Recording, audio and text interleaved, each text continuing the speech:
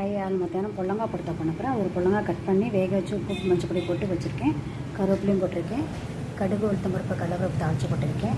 இது வந்து வடித்ததுக்கப்புறமா இந்த பொல்லங்காய் போட்டு மேலாக இதுக்கு தேவையான காரப்பொடி, பெருங்காயப்பொடி, கடலை மாவு தூக்கிட்டோன்னா இதுதான் பொல்லங்காய் படுத்தா பண்ணலாம். கழிச்சு கொட்டதை வெடிச்சு பாருங்கள். இப்போ பொல்லங்காய் போட்டு கடலை மாவு போட வேண்டியது. காய் எவ்வளோ இருக்கோ கடலை மாவில் போட்டோன்னா கொடுத்தா டேஸ்ட்டாக சூப்பராக இருக்கும். வதக்கிட்டு காமிக்கிறேன். காரப்பொடி கொஞ்சம் போட்டு எண்ணெயும் கொஞ்சோண்டு விட்டு அருமையாக இருக்கு பாருங்கள். டேஸ்ட்டாக இருக்கும். இந்த மெத்தடில் பண்ணி பாருங்கள். சூப்பரான பொல்லங்காய் படுத்தா சப்ஜி ரெடி எடுத்து இந்த மெத்தடில் பண்ணி பாருங்கள். பார்த்துட்டு கமெண்ட் பண்ணுங்க. தேங்க்யூ ஸோ மச் ஃபார் வாட்சிங். கமெண்ட் பண்ணுங்கள், சப்ஸ்கிரைப் பண்ணுங்கள். 7 மத்தியானம் இன்றைக்கி லஞ்சு புழுங்கரிசி சாதம், புடலங்காய் கொடுத்தா ரெசிபி சொல்லிட்டேன்.